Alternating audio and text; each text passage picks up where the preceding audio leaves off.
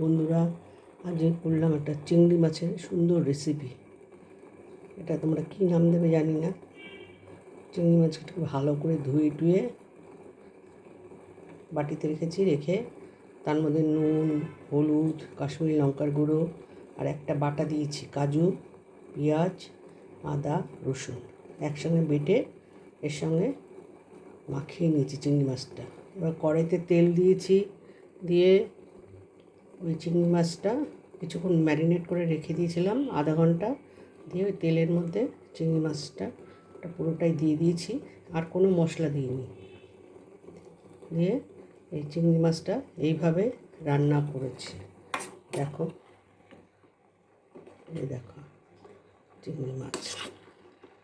তোমাদের কাছে কেমন লাগলো বলবে।